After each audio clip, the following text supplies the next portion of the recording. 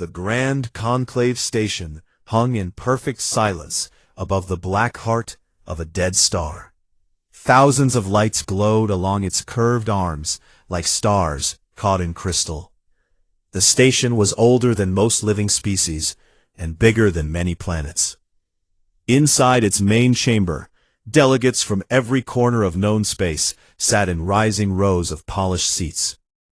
Crystal beings from the veil shimmered with inner light.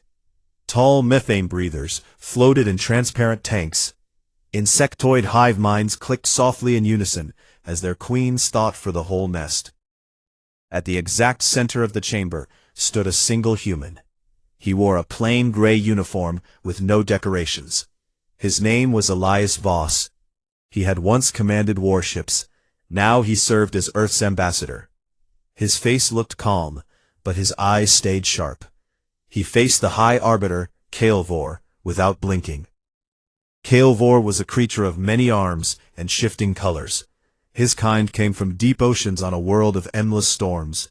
He spoke through a translator that made his voice sound smooth and cold.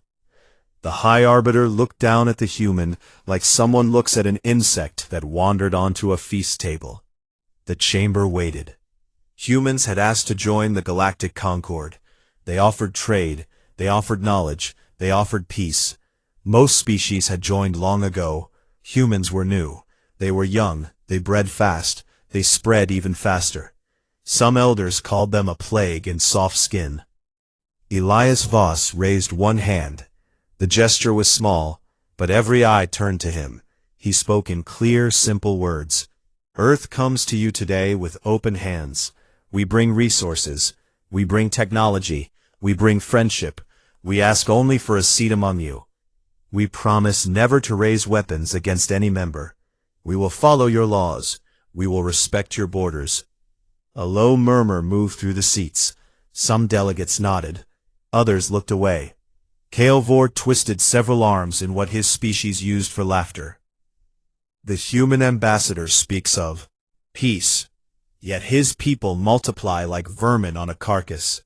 You claim friendship, but your ships already patrol edges we once called empty. You speak of respect, yet your colonies grow closer to our trade lanes every cycle. Elias Voss did not raise his voice. He kept his eyes on the High Arbiter. We expand because our home became too small.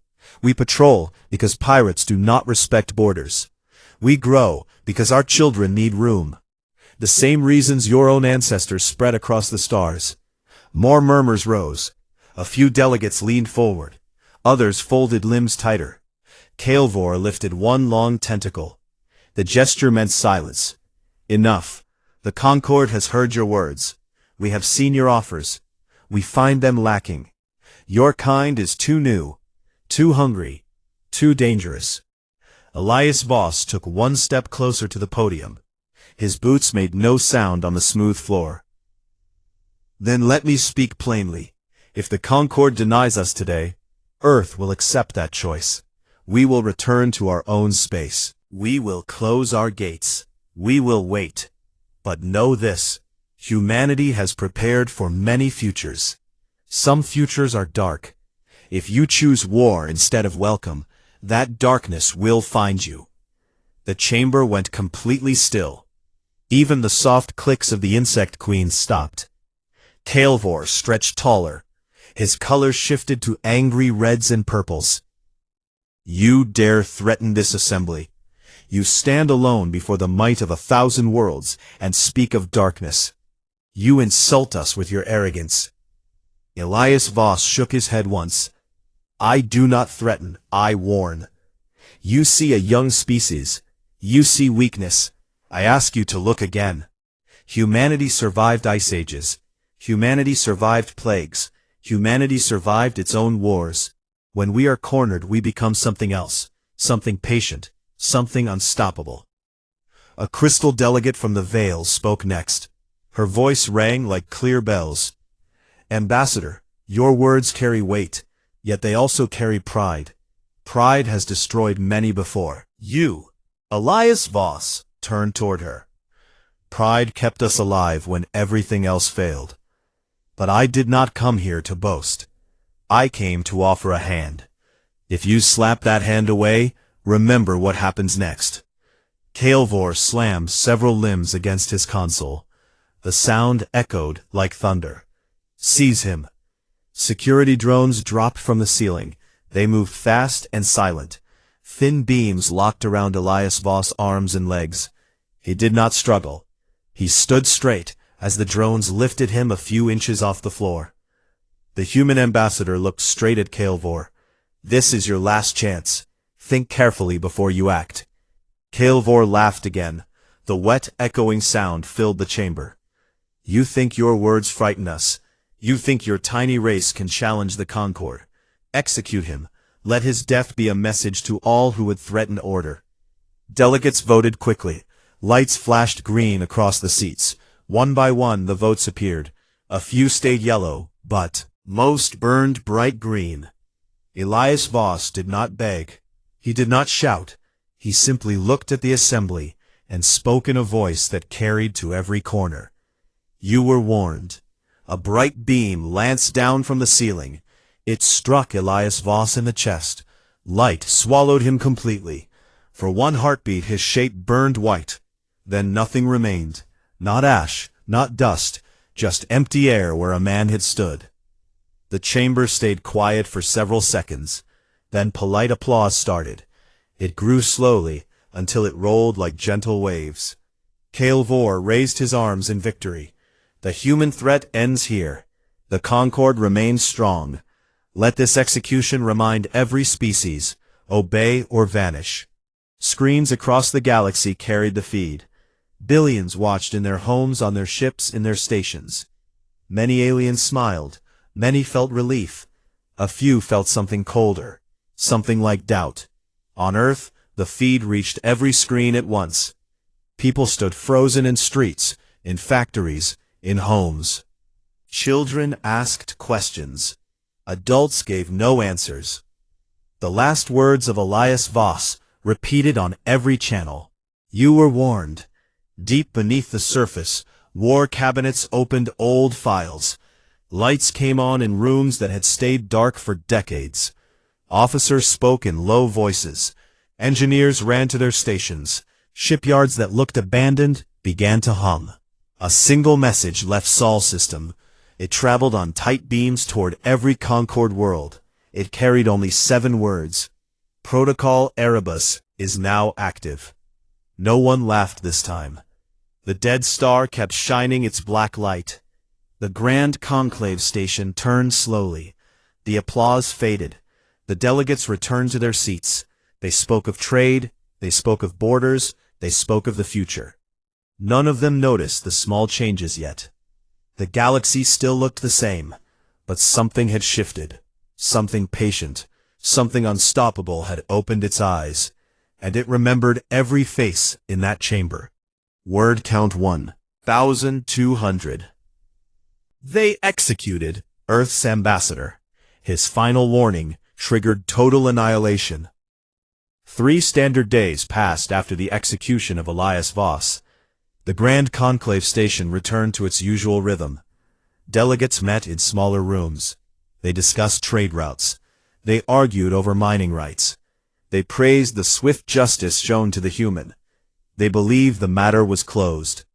High Arbiter Kael'vor swam through his private chambers. His many arms moved with calm grace. Servants brought him nutrient clouds. He accepted them without hurry.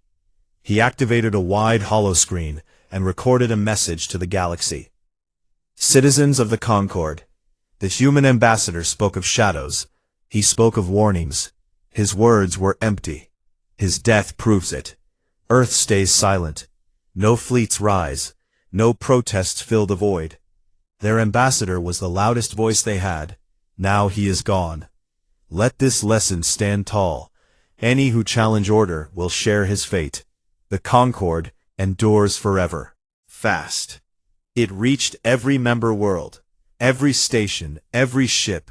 Screens showed Kael'vor raising his limbs in triumph. Crowds of aliens cheered in their own ways. Crystal beings flashed bright patterns. Methane breathers released joyful gas bursts. Insect queens sent approval waves through their hives. On the neutral trade hubs, species gathered. They spoke in low voices. Some laughed at the humans, some felt pity, a few felt unease. One small merchant from a fringe world whispered to his partner. They killed the messenger. Perhaps the message was real. His partner clicked mandibles in dismissal. Humans breed fast, but they break easy. They will crawl back to their little star and hide. The merchant said nothing more. He watched the screens and felt a cold touch in his core. Earth remained quiet. No official statement came from any human leader. No ships left Sol system beyond normal patrol routes. No angry broadcasts filled the relays. Passing hour. Inside hidden bunkers beneath old Earth cities, lights burned bright. Men and women in plain uniforms sat around long tables. Maps of the galaxy covered the walls. Red markers showed Concord worlds. Blue lines traced hidden paths. Green dots marked sleeper agents long forgotten. A woman with short gray hair stood at the head of one table. Her name was Director Mara Kane. She had worked with Elias Voss for 20 years. She had helped write the words he spoke in the chamber. Now she read the last transmission he sent before the beam took him. Her voice stayed level as she spoke to the room. Protocol Erebus activates today. No reversal, no delay. We move as planned. Officers nodded. They did not cheer. They did not argue. They simply stood and left for their posts. In the shipyards around Mars, massive doors opened. Structures that looked like abandoned mining rigs began to shift. Metal plates folded away, revealing weapon arrays that had never been shown. To outsiders, sleeper drones woke from decades of silence. Their engines glowed faint blue as they aligned for jump. On Titan, refineries changed purpose. Huge tanks that once held fuel, now filled with compounds designed for one purpose. Machines worked without pause. They built things that looked like spears, but moved faster than light. Across the outer belt, hidden yards hummed to life. Ships that had waited in cold storage received fresh power. Cores spun up. Drives tested at low power. Hulls checked for stress points. Crews boarded in silence. They knew their orders. They knew the cost. A single tight beam message left the Sol system. It traveled on paths no Concord sensor could trace. It reached every major world, every military base, every diplomatic post. The words were simple and clear. Protocol Erebus is active. You were warned. There will be no further communication. On the Concord home cluster, Vor received the message. He read it twice, then laughed again. Sound echoed through his palace halls. Primitives playing at war. Let them send their toys. We will crush them as we crushed their voice. He ordered increased patrols around key systems. He strengthened shield grids. He called reserve fleets to stand ready. He felt no fear, only amusement. Other species reacted differently. The veil crystals dimmed their glow when they heard the words. The methane breathers sealed their tanks tighter. The insect queens sent extra scouts to watch human space. All of them waited. They expected noise. They expected rage. They expected something loud and obvious. Nothing came. On the fourth day, the first anomaly appeared. A small Concord listening post near the neutral zone simply vanished. Sensors caught a brief gamma spike, then nothing. No debris, no distress call, no trace. The station had held 50 crew. It was gone as if it never existed. Vor dismissed it as a reactor failure. He ordered an investigation. Coordinates. They found perfect emptiness, a sphere of clear space where metal and lives had once been. Reports came faster after that. Another post disappeared near the trade lanes. A supply convoy lost contact mid-jump. When search ships arrived, they found drifting hulls with crews frozen in place. No wounds, no battle marks, just silence. Panic began to spread quietly. Delegates asked questions in private meetings. They wondered if other powers had turned against them. They blamed old enemies, They avoided the word human. Vor grew angry. He broadcast again. This time his voice carried sharper edges. These are isolated incidents, sabotage perhaps. Pirates surely not humans. They lack the reach, they lack the skill. We will find the true culprits and punish them. Few believed him anymore. In Sol system the war machine moved without pause. Sleeper agents on neutral stations cut power lines, sabotaged jump gates, delayed messages. Aboard the first awakened dreadnought, UNSS Thanatos, the commander stood on the bridge. He looked at the main screen. It showed the galaxy in sharp detail. Red markers blinked where Concord assets waited. He spoke to his crew. We offered peace. They answered with murder. Ambassador Voss gave them every chance. Now we give them the consequence. The crew did not shout back. They simply worked. Their hands moved fast. Their eyes stayed focused. Thanatos slipped into a jump point no one else knew existed. It emerged inside Concord space, far from any border. The ship was not beautiful. It carried thick armor scarred from old tests. It bristled with weapons never meant for display. One message went out on every open channel. We offered peace. You chose otherwise. No reply came. The galaxy held its breath. Deep in the black between stars, small probes moved. They carried no weapons. They carried sensors. They watched. They listened. They recorded. Every alien movement, every fleet shift, every whispered plan, humanity saw it all. The silence that followed the execution had ended. Something new had begun. Something cold. Something final. And it moved without mercy. Word count, 1,200. They executed Earth's ambassador. His final warning triggered total annihilation. The first true strike came without warning. A Concord listening post on the edge of the Vale sector simply ceased to exist. One moment, its beacon pulsed steady. The next, a sharp gamma flash burned across every sensor for 1,000 light years. When scout ships arrived, they found nothing. A perfect sphere of empty space hung where Alloy and crew had once floated. No wreckage drifted, no escape pods called for help. Just silence where 50 lives had ended. High Arbiter Vor stared at the report in his palace. He twisted his arms in frustration. This is no accident, he said to his advisors. Find the cause. Punish whoever is responsible. Before any orders could leave his station, another post vanished. This one sat deep in methane breather territory. A gamma spike lit the void again. Scouts found the same clean emptiness. Vor slammed his limbs against the console. The sound rang through the halls. Delegates flooded his chambers with messages. They demanded answers. They spoke of hidden enemies.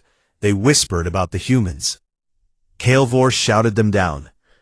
Humans lack the range. Humans lack the weapons. This is piracy or sabotage from old rivals. We will root it out. Yet the disappearances continued. 3 more posts blinked out in one cycle. Each left the same perfect void. The Concord fleets mobilized. They swept border zones. They scanned jump lanes. They found nothing. Then the shipyards of the Vor home cluster began to fail. One by one, massive reactors went critical. Containment fields collapsed in perfect sequence. Entire battle groups turned to glowing scrap before shields could rise. Crews ejected in panic. Many died in the cold before rescue arrived. Panic spread through the cluster. Shipmasters pulled vessels back to docks. Engineers tore open systems looking for sabotage. They found tiny devices planted years earlier. Devices that waited silent until then. Right signal woke them. Vor watched the feeds of burning yards.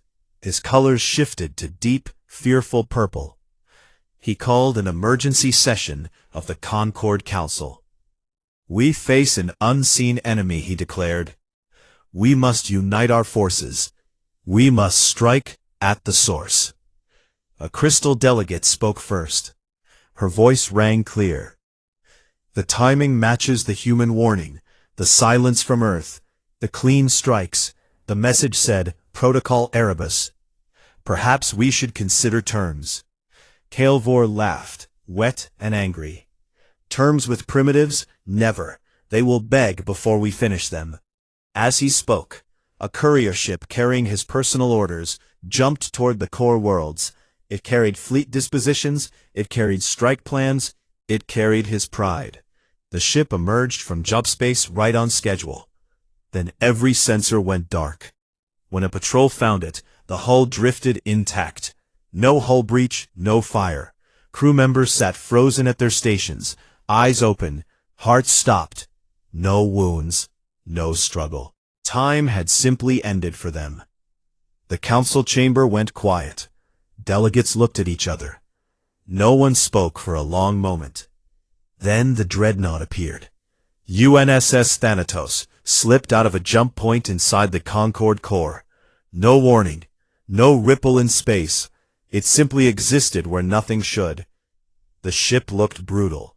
Thick layered armor covered every surface. Weapon ports bristled like thorns. Engines glowed with cold blue fire. It carried scars from tests no outsider had ever seen. Its commander stood on the open bridge. He wore the same plain gray uniform Elias Voss had worn. He looked at the main screen. It showed hundreds of Concorde ships scrambling to respond. He pressed one control. A message went out on every channel, every frequency, every language translator in range. We offered peace. You chose otherwise.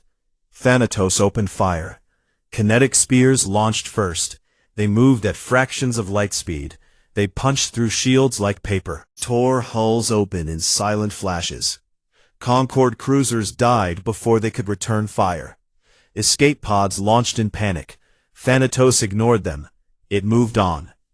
Next came the energy lances. Thin beams of pure white. They sliced through armor. They cut reactors. They left ships drifting with lights fading one by one. The Concorde fleet tried to surround the intruder. They formed attack spheres. They linked shields. They poured fire at the human ship. Thanatos endured. Every hit sparked against thick plating. Every blast vanished into energy sinks. The dreadnought answered with measured strikes. Each shot killed one ship cleanly. No waste, no rage, just precision. Kael'vor watched from his palace. He saw his finest vessels die one after another. He screamed orders. He demanded reinforcements. He begged for help. No help came fast enough. Thanatos jumped again. It reappeared above a major supply depot. It fired once.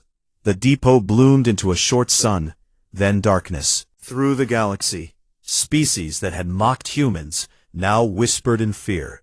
Crystal beings dimmed their glow. Methane breathers sealed every hatch. Insect queens ordered hives to prepare for siege. Delegates who once applauded the execution now sat in silence. They remembered the face of Elias Voss. They remembered his calm voice. They remembered the words, "You were warned." On Thanatos, the commander watched the tactical display. Red markers vanished one by one. He spoke to his crew. This is not vengeance. This is consequence. They killed our voice. Now we remove theirs. The crew worked without pause. Gunners adjusted aim. Engineers balanced power. Navigators plotted next jumps. They moved like parts of one machine. Another Concorde world lost contact. Its orbital defenses crumbled under unseen fire. Its cities watched the sky turn bright, then dark. Kael'vor fled his palace. He took a fast yacht. He aimed for a hidden fortress. He believed distance would save him. Thanatos tracked him. It did not hurry. It followed like a shadow. The galaxy watched in horror as the human ship appeared and disappeared. It struck without mercy. It left no room for negotiation. It showed strength no one had guessed. Sleepers in neutral stations cut more lines. They poisoned data streams. They jammed relays. Small acts grew into chaos. The Concorde began to fracture. Species pulled ships home. They closed borders. They looked for ways to survive. Yet the strikes continued. Clean, surgical, final. Thanatos jumped once more. It emerged above the Grand Conclave Station itself, the place where Elias Voss had died, the place where applause had followed his end. The dreadnought hung silent for one heartbeat. Then its weapons lit the void. Word count, 1,200. They executed Earth's ambassador. His final warning triggered total annihilation. The galaxy watched in stunned silence as UNSS Thanatos hung above the Grand Conclave Station. The dreadnought's weapons stayed hot. Its hull still glowed from recent fire. The station that once hosted applause now looked small and fragile. Kale Vor had fled, but many delegates remained trapped inside. They sent desperate messages. They begged for talks. They offered surrender. No answer came from the human ship. Boarding pods launched from Thanatos. They moved fast and straight. Small black shapes punched through the station's outer skin. Airlocks sealed behind them. Powered armor troops stepped out. They carried rifles that hummed with contained power. Their visors showed no emotion. They moved in tight groups. They cleared corridors, room by room. They did not shout. They did not loot. They placed charges on key supports. They wired control nodes. They left messages carved into bulkheads, in every major script consequence. Crystal delegates tried to block hallways with shimmering shields. The troops walked through. The shields flickered and died. Methane breathers released offensive gas. The troops' filters ignored it. Insectoid guards swarmed, with claws and stingers. The troops cut them down without pause. One squad reached the main chamber, the place where Elias Voss had stood, the place where the beam had taken him. The troops stopped for one moment. They looked at the empty podium. Then they continued. Charges set, they withdrew in order. Pods pulled free. The station hung quiet for several minutes. Then bright flashes ran along its arms. Supports buckled. Sections drifted apart slowly. The glittering lights went dark one by one. The Grand Conclave became floating wreckage. Kale Vor yacht raced toward his hidden fortress. It burned every engine at maximum. The High Arbiter sat in his command chair. He watched rear sensors. He saw no pursuit. He began to breathe easier. He told his crew, "We have escaped. The humans cannot follow. They lack the speed. They lack the will." His words died when a new contact appeared on the plot. UNSS Thanatos emerged from jump space directly ahead. It had not chased. It had predicted. It waited. The dreadnought fired once. A single lance pierced the yacht's engines. The ship spun out of control. Kale Vor screamed orders. Crew tried to restart systems. Nothing worked. Thanatos closed slowly. It matched velocity. It extended a docking tube. Boarders entered. They found Kale Vor hiding in his private vault. He raised multiple arms in surrender. He spoke through his translator. "I yield. I offer terms. Name your price." The lead trooper looked down at him. The visor reflected the High Arbiter's terrified colors. The trooper spoke in calm, flat voice. "Terms were offered. You chose execution. No terms remain." They took him to the bridge of Thanatos. They placed him before the main screen. The galaxy watched. Again. This time, no applause followed. A new voice came over every channel. It belonged to a woman. It carried no anger, only cold certainty. "This is Director of Erebus. Ambassador Voss gave you a choice. You executed him instead. Every species that voted for his death shares responsibility. Every species that stayed silent shares guilt. This is not vengeance. This is consequence.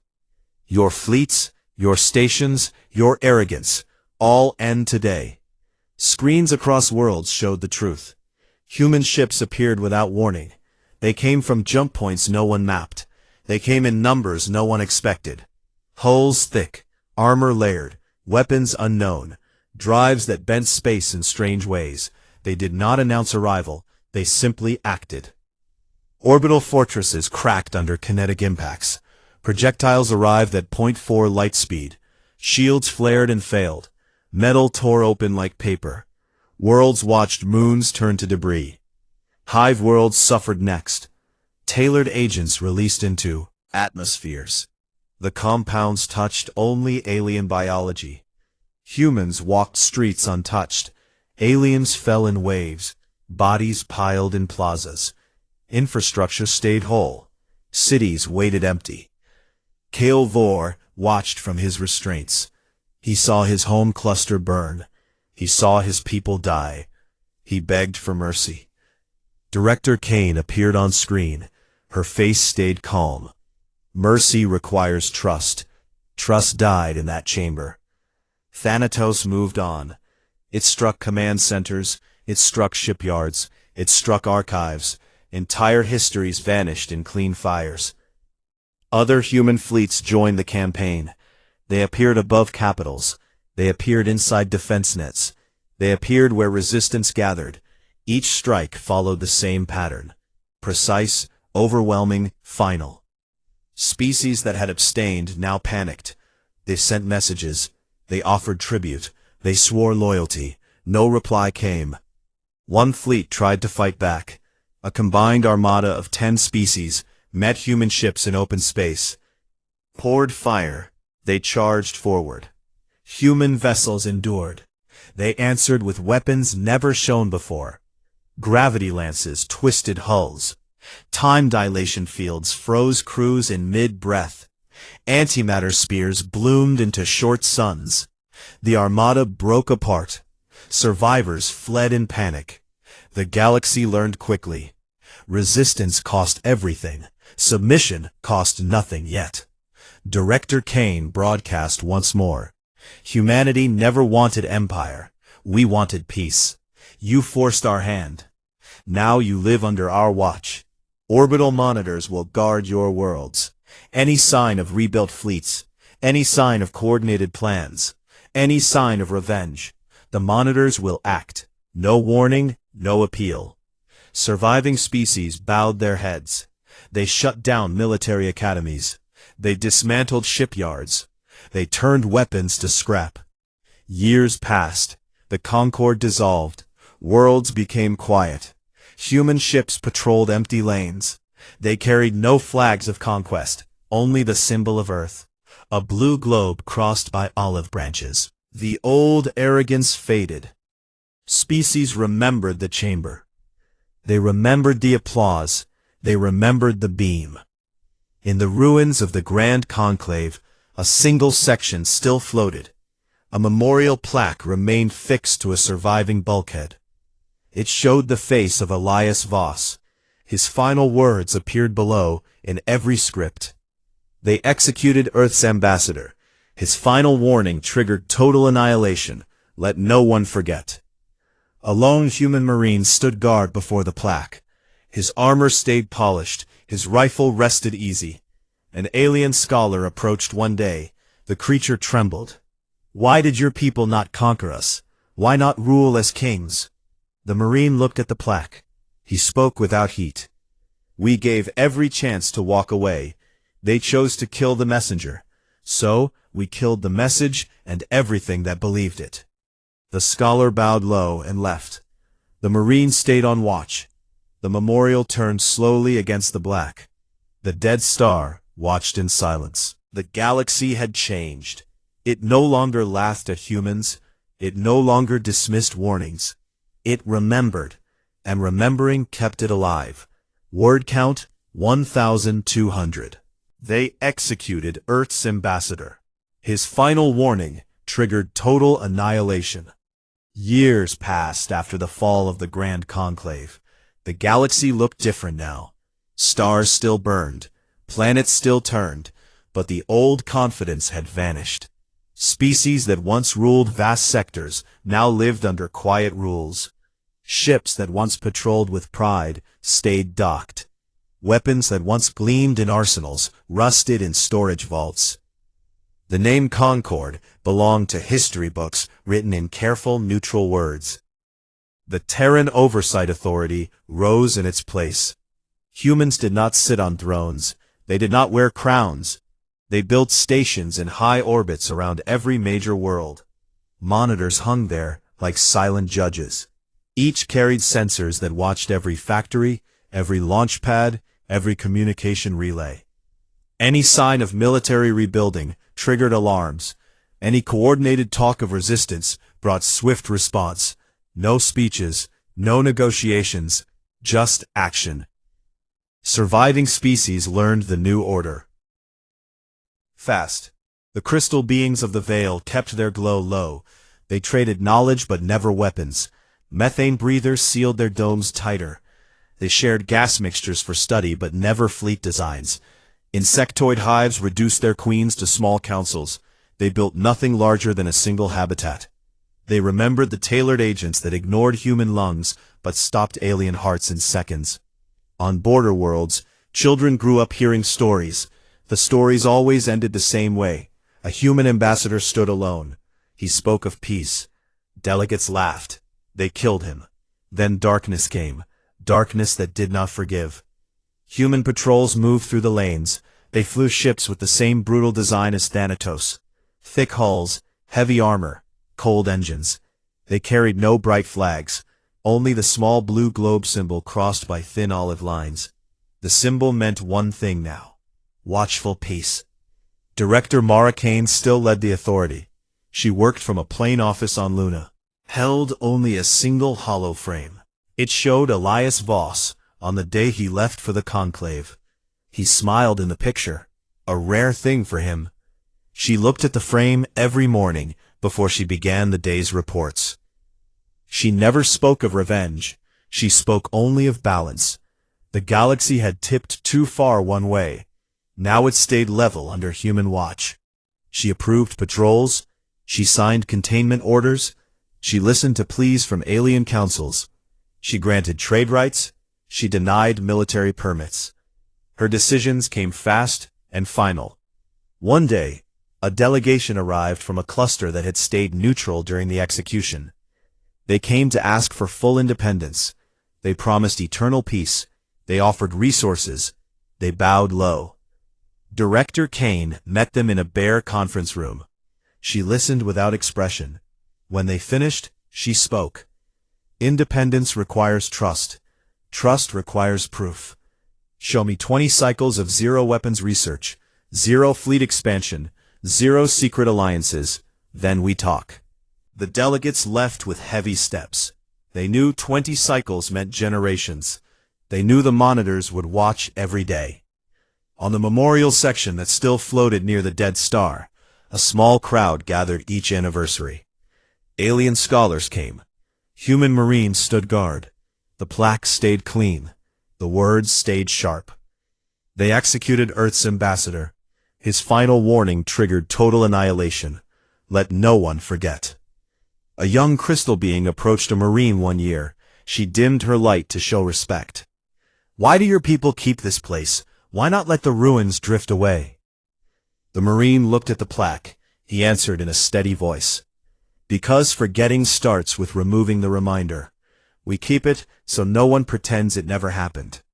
The crystal being nodded slowly. She left without another question. Trade resumed, slowly at first. Small ships carried ore and data and rare gases. Humans took what they needed.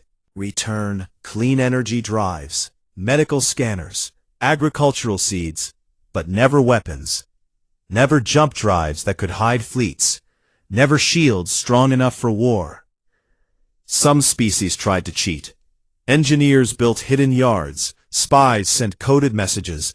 Agents gathered forbidden plans. Monitors always found them. First came warnings, bright beams that scorched empty fields.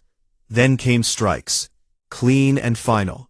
Yards vanished. Cities lost power for a cycle. Leaders received personal visits from human troops. The message stayed simple. Stop or lose more. Most stopped. A few did not. Entire systems went dark overnight. Populations moved to approved zones. Worlds turned to quiet farms or research posts. Humans did not settle there. They did not colonize. They watched. In Sol's system, life continued almost unchanged. Children played in parks, ships launched on schedule, cities grew taller, engineers built new stations, scientists explored deeper physics, diplomats met with alien visitors, offered tea. They discussed weather. They never discussed the past, unless asked. When asked, they answered plainly. We tried the gentle path. It ended in a beam. We chose the other path. It ended in silence. The galaxy learned to live with that truth. One old methane breather, who had sat in the conclave chamber, survived into extreme age. He lived in a sealed tank on a quiet moon. He rarely spoke. When he did, his voice came soft through the translator. I clapped that day. I thought it meant strength. I was wrong. It meant the end of choice. He died soon after. His last request asked for his ashes to drift near the memorial. No one refused. The dead star kept its black light. The memorial turned in slow silence. Human Marines changed shifts. They stood straight. They watched the plaque. They remembered. Across the stars, species told their young the same story. A human stood alone. He warned. They killed him. Then everything changed. The story carried no anger. Carried caution. It carried respect. Pass P. And so the galaxy moved forward, not as it once did, not free in the old way, but alive, cautious, quiet, under watchful eyes that never blinked. Pass P. The consequence had come. It had stayed. It would stay as long as memory lasted. And memory no longer faded. Word count 1,200.